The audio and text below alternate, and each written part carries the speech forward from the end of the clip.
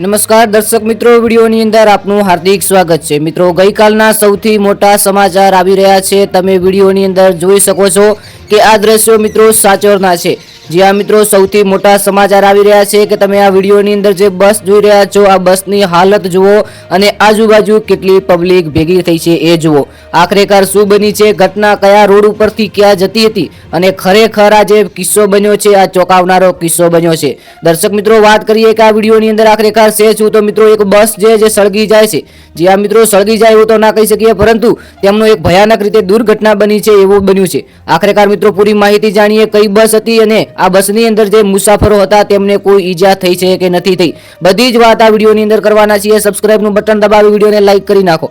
जी हाँ मित्रों, સૌપ્રથમ વાત કરીએ કે આ બસ ક્યાંની હતી, તો મિત્રો એક યુટ્યુબ ચેનલ અને ઇન્સ્ટાગ્રામ કોમેન્ટ દ્વારા જાણવા મળ્યું છે કે જોધપુરથી બસ સાચોર આવી રહી હતી, એટલે કે મિત્રો રાજસ્થાનની બસ હતી। जी हाँ मित्रों, જોધપુરથી સાચોર આવતા આ બસને એક મિત્રો ટ્રેલર ટકરાઈ જાય છે અથવા તો બસ ટ્રેલરને ટકરાઈ જાય છે અને પછી મિત્રો આ જે ઘટના બની છે આ ઘટના ચોંકાવનારી ઘટના બની છે। તમે વિડીયોની અંદર ફોટો જોઈ શકો છો કે આખરેકાર કેટલો ભયાનક રીતે આ સર્જન થયું છે અને કેટલું આ નુકસાન થયું છે। હવે મિત્રો આખરેકાર વાત કરીએ કે જે આ બસની અંદર મુસાફરો હતા આ મુસાફરોને કોઈ ઈજા થઈ છે, કારણ કે બસ મિત્રો કેટલી ભયાનક રીતે ઘાયલ થઈ છે। તો હવે આ લોકોની અંદર જે લોકો અંદર હશે તેમને કંઈ થયું છે કે નહીં થયું। સૌપ્રથમ મિત્રો વાત કરીએ કે આ યુટ્યુબ ચેનલ અને ઇન્સ્ટાગ્રામ દ્વારા જાણવા મળ્યું છે કે જોધપુરથી બસ આવતી હતી। તમે કોમેન્ટ્સ જોશો તો પણ ત્યાં તમને જોવા મળી શકશે અને સ્ક્રીન પર પણ હું લગાવી દઈશ।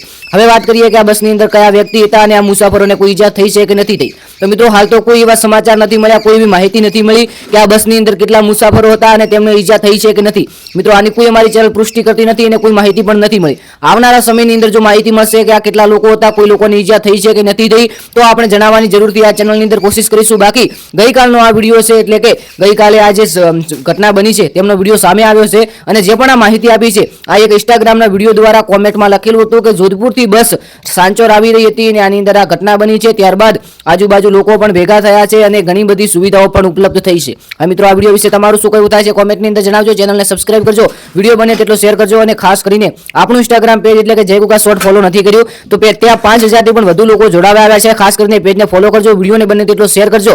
આ વિડીયો ફક્ત ઇન્ફોર્મેશન માટે હતો, આપેલી માહિતી સોશિયલ મીડિયા દ્વારા આધારિત હોઈ શકે છે। બાકી તમારે કોઈ પણ સોશિયલ મીડિયા વિશે કામ હોય અથવા તો તમારે કોઈ પણ જાહેરાત કરાવી હોય, પ્રમોશન કરાવવું હોય તો આપણું ઇન્સ્ટાગ્રામ પેજ છે જય ગુગા શોર્ટ કરીને ત્યાં તમે ફોલો કરી અને તમે કોમેન્ટ અથવા તો મેસેજ કરી શકો છો, ત્યાં તમને 100% રિપ્લાય મળશે। તમારે કોઈ પણ જાતની યુટ્યુબ ચેનલ હોય અથવા તો તમારી સોશિયલ મીડિયાની અંદર કોઈ પ્રોબ્લેમ હોય તો પણ તમે ત્યાં કોમેન્ટ કરી શકો છો। આપણા આવનારા વિડીયોની અંદર મળીએ, ત્યાં સુધી બધા મિત્રોનો દિલથી ખૂબ ખૂબ આભાર। જય ગુગા મહારાજ, જય વડવાળા। આ બસ વિશે તમારું શું કહેવું થાય છે અને આ બસની કોઈ માહિતી અન્ય હોય એ તમને કોઈ ખબર હોય, સાચી માહિતી હોય તો તમે કોમેન્ટ કરી શકો છો। આવનારા વિડીયોની અંદર આપણા દર્શક મિત્રોને જણાવવાની જરૂરથી કોશિશ કરીશું। આવનારા વિડીયોની અંદર મળીએ, ત્યાં સુધી બધા મિત્રોનો દિલથી ખૂબ ખૂબ આભાર। જય ગુગા મહારાજ, જય વડવાળા, જય દ્વારકા।